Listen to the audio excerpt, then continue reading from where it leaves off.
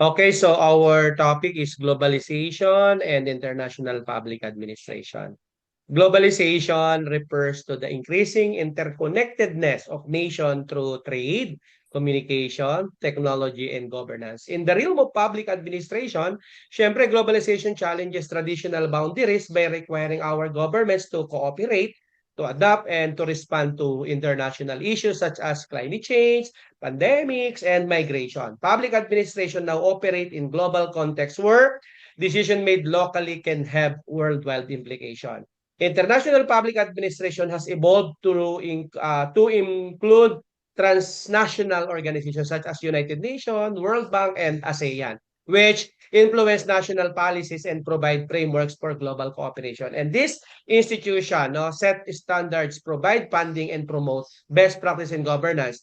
Because public administrator must engage with international law, global policies, and foreign stakeholders, making cross-cultural components and democratic diplomatic skills increasingly vital. And to give us more details about the topic, let us all welcome our presenter. Go ahead.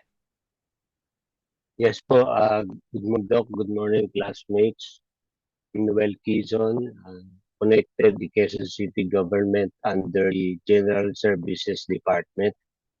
I will be the one to discuss the globalization and international public administration. Uh, Globalization has changed the way government operate, altering the structures, practices, and objectives of public administration around the world. As nations become more connected through trade, technology, migration, and international treaties, public officials must address complex global concerns that cross national borders. International public administration has developed a field that addresses these realities by encouraging cooperation, policy coordination, and the exchange of best practices between countries and international organizations. In this evolving environment, public institutions must combine local requirements with global norms, adapt to quick changes, and sustain the ideals of good governance, accountability, and openness in global setting. However, globalization raises serious concerns. Economic differences, cultural integration issues, and the digital gap all provide challenges for public administration, potentially exacerbating social inequities. Furthermore, the influence of international organizations and transnational actors can undermine national sovereignty and complicate policy execution.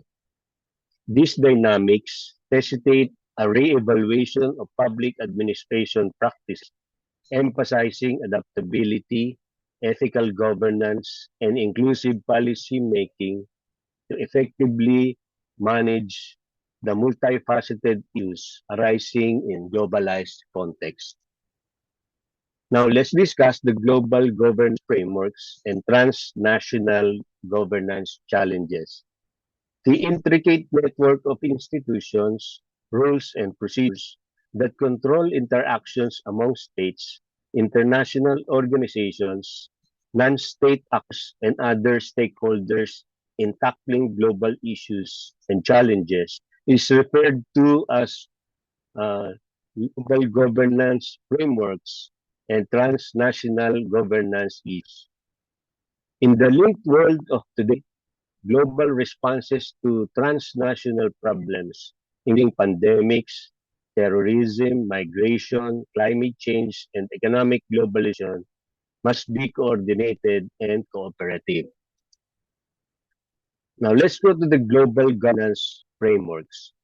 Global governance refers to the collective management of issues that transcend national boundaries, involving a multitude of actors and institutions. It aims to establish international norms, rules, and decision-making procedures to balance competing interests, build consensus, and ensure accountability. Key components of global governance frameworks include first, international organizations, entities, the United Nations or UN, World Trade Organizations or WTO, and International Monetary Fund or IMF play pivotal roles in facilitating operation and setting global standards. Another is the multilateral agreements.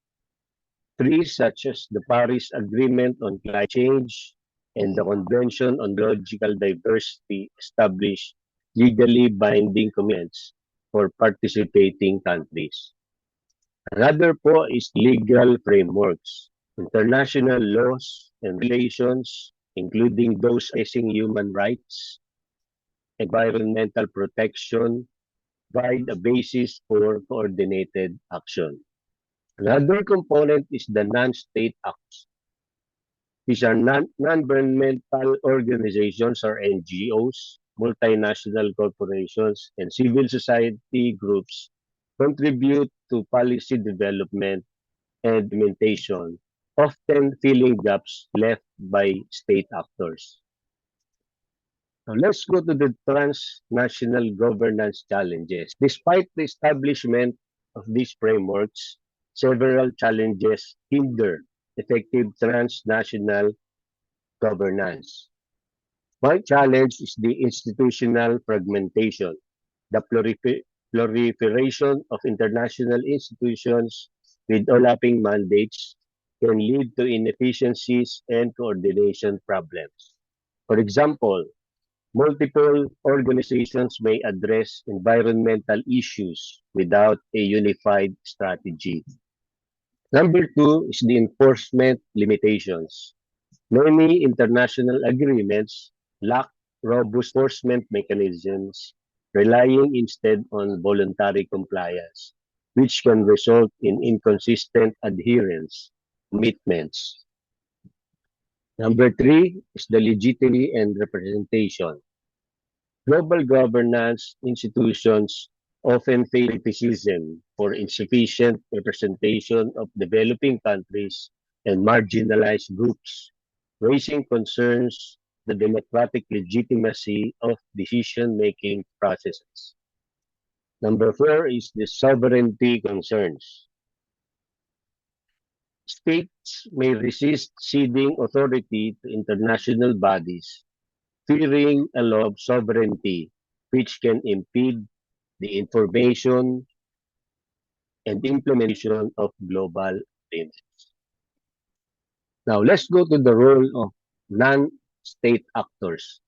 Non-state actors, including NGOs and multinational corporations, play a significant role in transnational governance. NGOs often advocate for human rights, environmental protection, and social justice, influencing international policies and domestic legal frameworks. Multinational corporations impact governance through economic power and resource allocation, and their engagement in responsible business practices can either exacerbate or alleviate governance challenges. So let's go to the role of international organizations in addressing global issues. Because they give states and non-state actors forum for collaboration, coordination, and group action, international organizations are essential to the solution of global problems, from poverty and conflict to climate change and pandemics. These organizations, which include the United Nations or UN, World Bank, International Monetary Fund or IMF, World Health Organizations, and other regional bodies, serve as platforms for diplomacy, negotiation, and decision-making on a broad range of global issues. The following are the roles and contributions of prominent international organizations in addressing global issues, highlighting their mechanisms, achievements, and limitations. Number one po is United Nations or UN. The UN remains the most comprehensive international organization with a mandate covering peace and security development, human rights, and humanitarian assistance. It operates specialized agencies such as the World Health Organization or the WHO and the United Nations Environment Program or UNE. For example, during the COVID-19 pandemic, the World Health Organization coordinated international efforts in disease surveillance, vaccine distribution, and health system strengthening. Number two is the World Bank and International Monetary Fund. These institutions promote global economic stability and poverty reduction. The World Bank finances infrastructure, education, and health projects, while the IMF or International Monetary Fund offers financial assistance, policy advice to countries facing economic crisis. Their roles were evident during the 2008 global financial crisis and the pandemic-induced economic downturn, where they provided emergency loans and technical support. Number three po is the World Trade Organizations. The World Trade Organization regulates international trade, aiming to ensure trade flows as smoothly and freely as possible. It provides a dispute resolution mechanism and promotes trade liberalization, which can foster economic growth and development.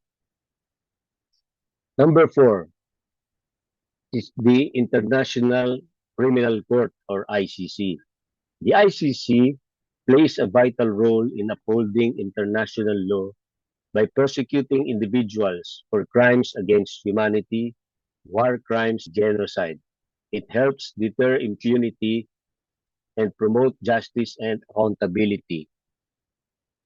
I believe that we are all familiar with the ICC because of the current situation on the investigation of our former President Rodrigo Duterte.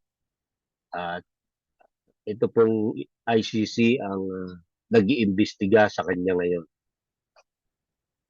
Now, the challenges faced by international organizations. International organizations face numerous challenges in addressing global issues, despite their critical role in promoting cooperation, peace, and development.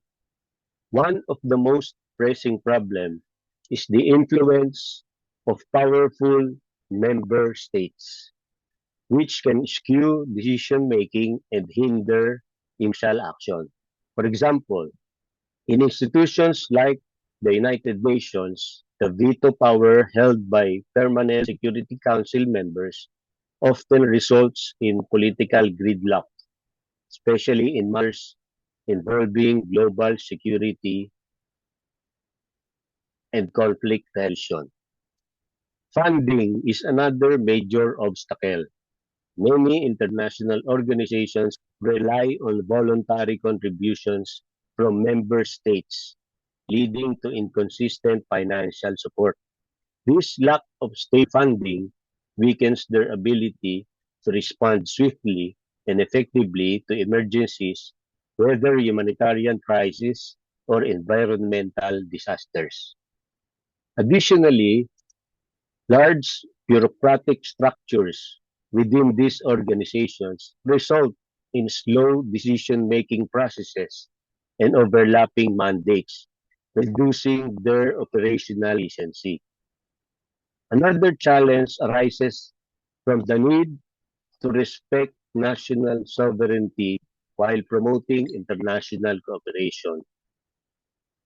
Countries may resist external guidance or intervention, particularly on sensitive issues like human rights, economic policy, or environmental regulation. This can limit the enforceability of international agreements and overall impact global initiatives. Moreover, International organizations must constantly adapt to emerging threats such as cybercrime, climate change, and global health crises, which are complex and fast evolving. However, many of these institutions were designed for different eras and struggle to reform quickly enough to meet modern demands. Combined with growing public skepticism and concerns over transparency and accountability, these issues contribute to declining trust in international institutions. Give you the summary, globalization has fundamentally altered worldwide public administration by increasing interconnectedness between nations, economies, and communities. In this set, global governance frameworks evolved to deal with complex cross-border issues that individual governments can no longer handle alone. These frameworks include international organizations such as the United Nations, World Bank, and WTO, and multi-stakeholder partnerships that coordinate rules, policies, and approaches addressing global issues such as climate change, commerce, health, and security. However, the rise of transnational governance challenges complicates this landscape. Issues like pandemics, cybersecurity threats, terrorism, financial crisis, and climate change transcend national boundaries, requiring coordination across different levels of government and sectors. These challenges expose weaknesses in current governance structures, including overlapping mandates, fragmented authority, lack of accountability, power imbalances, and the difficulty of achieving consensus among diverse actors with competing interests. Moreover, the influence of non-state actors like multinational corporations, NGOs, and transnational advocacy networks challenges the traditional state-centric model of governance. International organizations play a vital role in addressing global issues no single country can solve alone. Fostering international cooperation, they help coordinate response to challenges such as climate change, pandemics, armed conflict, economic instability, and humanitarian crisis. Organizations like the United Nations, World Health Organization, International Monetary Fund, and World Trade Organization serve as platforms where countries can negotiate agreements, share resources, and establish global norms. These institutions provide technical expertise, mobilize funding, and ensure that the voices of both developed and developing nations are heard in shaping global policies. They also promote peace and security, support sustainable development, and monitor the implementations of international agreements. Despite facing political and logistical challenges, international organizations remain central to promoting more stable, just, and cooperative global community. International organizations face a range of challenges that hinder their ability to effectively address global issues. One major difficulty is political influence, where powerful countries often dominate decision making, limiting fairness and collective action. Financial constraints also pose a serious problem, as many organizations depend on voluntary contributions that can be inconsistent or politically motivated, affecting their ability to sustain programs and respond to crises. Bureaucratic inefficiencies further slow down operations, making it harder to respond quickly to emergencies or adapt to evolving global threats like pandemics and climate change. Additionally, balancing international cooperation with respect for national sovereignty can be tricky. Countries may resist external involvement in sensitive matters. Lastly, declining public trust and perceptions of bias or ineffectiveness challenge the credibility and legitimacy of these institutions. Despite these obstacles, international organizations continue to play an essential role in promoting global coordination and, and problem solving. That's all for my report, sir. Thank you very much, Prof. and classmate, for your attention. Okay, so again, sabi ko nga po kanina, no, globalization also drives the transfer of administrative practices across borders, no? A phenomenon known as policy transfer or policy diffusion.